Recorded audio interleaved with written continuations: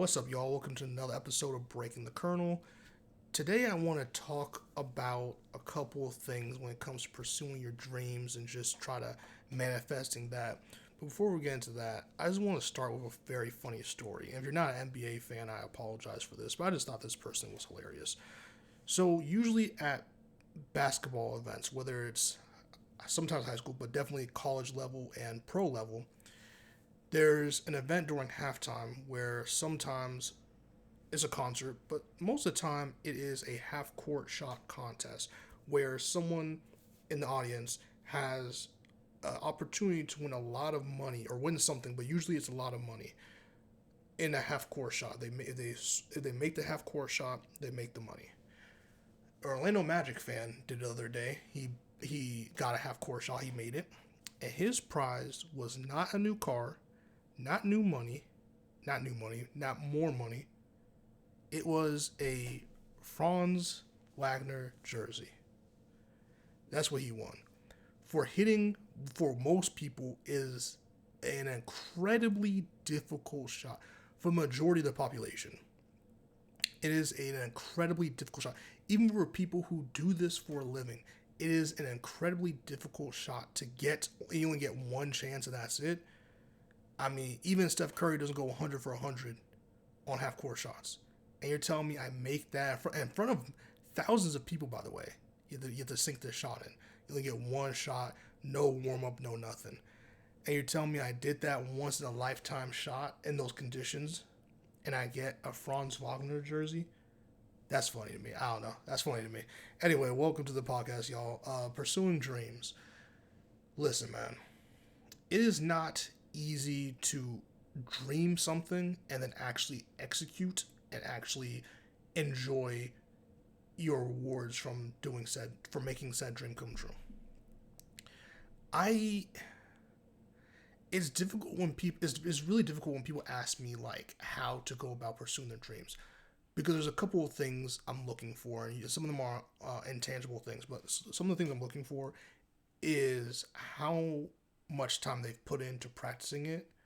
Um, Another thing I'm looking at is like how much fear do they have? Because I think people are too scared to be creative. Or if you're not even just talking about only just being creative or in creation, let's say this: people are too scared to fail, and you're going to fail. Now, whether you let your first couple failures be the end of you pursuing your dream is on you, but you're going to fail along the road. You're going to trip up. You're gonna make mistakes. It's gonna always feel like the end of the world sometimes, but at the end of the day, you just kind of you got to try.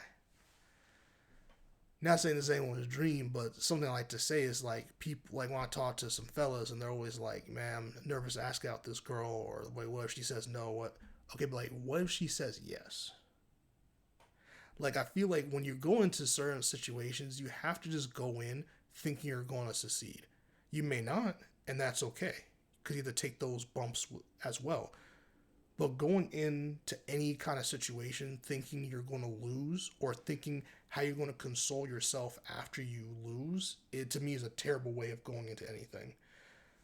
Because I just feel like, for me, and it took a long time for me to develop this, of course, but like for me, how my mindset is going forward is always, okay, this is interesting.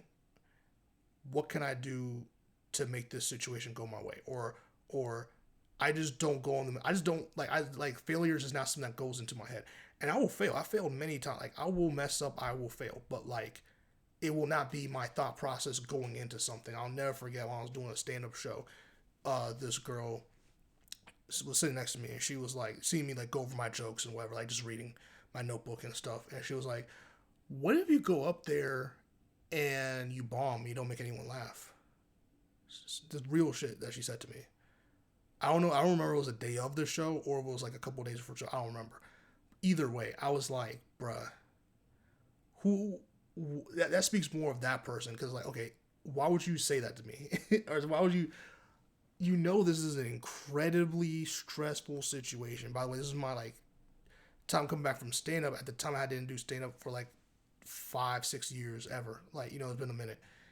And I was just like, why would you say that? Like, what part of this makes you think that would be something to be encouraging to me? You know what I'm saying? Like, it just didn't make any sense. And I feel like, and since that happened in college, since then I was like, you know what? I'm never going to say that to someone, but two, I'm never going to go into any kind of stressful situation with the mindset of what if I lose? What if I do not do what I expected myself to do? And first of all, I expect to win. So that's the thing. I expect to go into a situation and win. And it's not going to always happen, but I'll deal with that later. Like, I can't go into a situation thinking I'm going to lose, because then you're going to take it easy. You're going to relax. You're going to relax. You're not going to go full in. You're going to come up with all these backup plans. Like, I don't like backup plans. I like the first plan being the plan that succeeds. That does not always happen. But I have to go in with that mentality, because if I do not, failure is all that's going to be left. When you do not leave room for success, failure is all that's going to be left. And I refuse to fail. Overall, in the grand scheme of it, I refuse to fail. The moment you will take your losses. I've taken many losses. I've asked someone out and been rejected in the worst ways possible. Or like, you go for a job interview, you think you went multiple rounds in the interview, you think you got it and you didn't. I've had my dream come true where I did a movie premiere, and like, you think you get a packed house, you think it's going to be all these people, you think it's going to change your life, and it doesn't. You don't get a packed house, you barely get 25%. No calls come in, no nothing. Like, that's the reality of situations. I became an author this year, for my book, and you're like, oh, I'm gonna get so many sales if I just work hard and do this. Sales are coming through, but like, not the way you would hope, obviously. Never, it didn't change your life, over. But that's like the building blocks. So you get to build towards things, and you can't take not every loss is like a failure. Some L's are lessons. And I just also think you have to just enjoy what you have as well. Because when you enjoy what you have, you're not worried about what other people have. You're not worried about what you don't have. You're just worried about getting more, or at least loving what you do have. I feel like we don't love what we have. Excuse me. I feel like we don't love what we have, and that's a big issue. Because there's a void and there's a hole, and we act to like fill that hole instead of like acting to fulfill whatever we want to fulfill, and that's a big issue sometimes, So I always tell people, man, just go in with a winner's mentality, man. Like, really develop that stuff. You don't have one right now, start developing it. And sometimes it comes from just doing daily, easily attainable tasks and seeing it being executed, almost like shooting a shot in the gym or in a basketball game, and you're just not making your shots, and you practice all the time, you're just not making your shots, and that's what happens sometimes. But once you see a shot goes in, once you see a couple shots go in, then it's like, okay, I know the distance now. I know how I need to release the shot now. I know all these little things, these mechanics, it becomes second nature, and then boom, you're good to go. So I try to tell people all the time, man, like, just love what you're doing. Because it's not many people are blessed enough to be able to pursue their dreams, let alone actually execute them or being in the way of doing that. And also be your biggest fan, bro. Do not depend on people to love and promote what you're doing. Do not. Trust me, I've been there. It's nothing but disappointment. I've been there where I thought I've been in situations where I thought I meant so much to people. Not even so much, like, just I thought they were my friends, or I thought people like I meant something to them as like a human being. You know what I'm saying? Like, our relationship meant something, and they've just completely let me down. And it happens. But it's also not their job to, like, at the end of the day, if I'm not going to support myself and like love myself and love the art I put out there, how can I expect anyone else to do it? Whether it's random or a family or friend, that's, and whether that's right or wrong is a different answer, but like, I just don't subscribe to believing that anyone, no matter what the relationship is to me, owes me support in my artistic endeavors. I know plenty of people who fizzled out in rap, and it's like, bro, you never promoted your music, bro. Like this song came out like 8 years ago, and brother, it doesn't matter. That's part of your work. That's part of your development. That's part of who you are as an artist or in your career. Like, be your biggest fan, bro. Because when you do stuff like that, why would people want to support you? Why would people want to be a fan of yours? Like, you have no charisma. You have no joy of what you're doing. Like, you don't care to promote your own stuff. Like, that's the kind of stuff I personally hate. I hate supporting people like that who don't even love what the fuck they're doing. Because either you're doing it for a check because you thought you were gonna get money. You dream of the fame. You dream of the end goal instead of the process. And the process has to take precedent before anything else. And I just never enjoyed that. I don't enjoy people who do not repost their music or repost their stuff. Another thing too is I see people like, try to make it in content or whatever the case may be, and it's like there's no focus. There's no focus. There's zero focus. Like I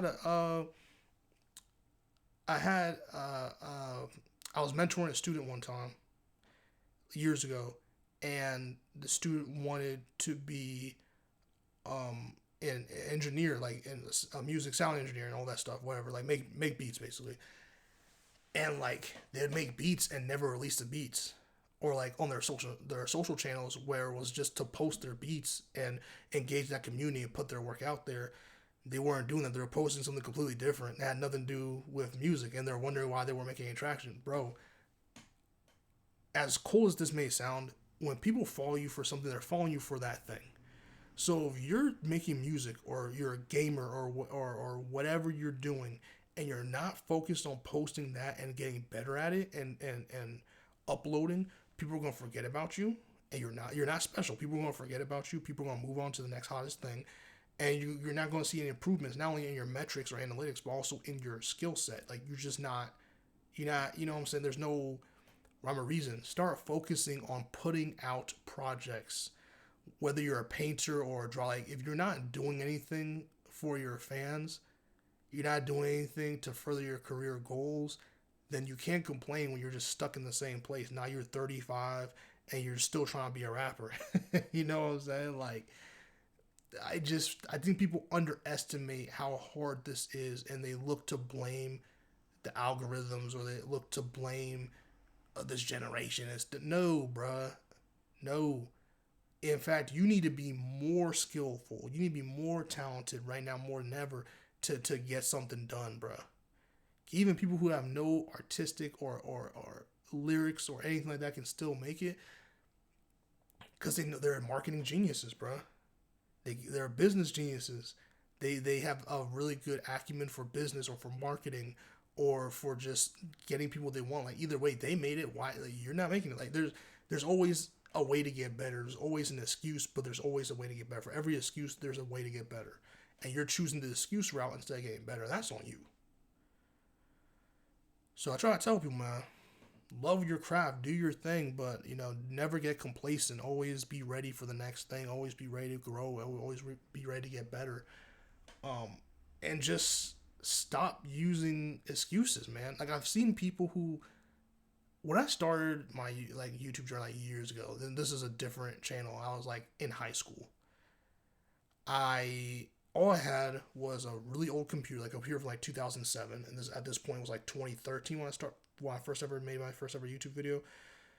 When I took YouTube seriously, it was 2013, and like I had a computer from 2007 or so. I had my editing software was, oh man, I got asked this question the other day. I forgot what it was, but it was like Roxio. It was Roxio editing software. It was like Movie Maker something at the time, and that's all I had to edit my videos, man. And granted, it wasn't like some complicated videos to make it, but it's still like I had the only camera I had was like a really old camcorder, or I'd use like the really shitty the camera that's in like computer laptops sometimes. I use that. Like, the quality was real ass, man, and my intro was real ass. Like, trust me, I started with real humble beginnings, but it's like I started.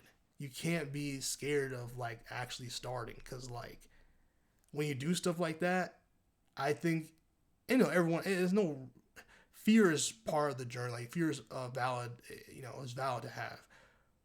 But to me, like how I always lock it. Like I really care about this craft, and I always see it as a spit in the face to people who really work their ass off to just sit there complaining about being scared, or gives all these complaints to those people who work their ass off, who sacrifice, who all their money goes to just making sure they can get better, and getting them spots in shows or open mics or whatever the case may, or arts exhibits. Like they work on that shit, and you're just out here like you're not putting the work in, bro. Like you're worried about all this other shit, and it's like, no, man, it's a slap in the face, bro. It's a real slap in the face.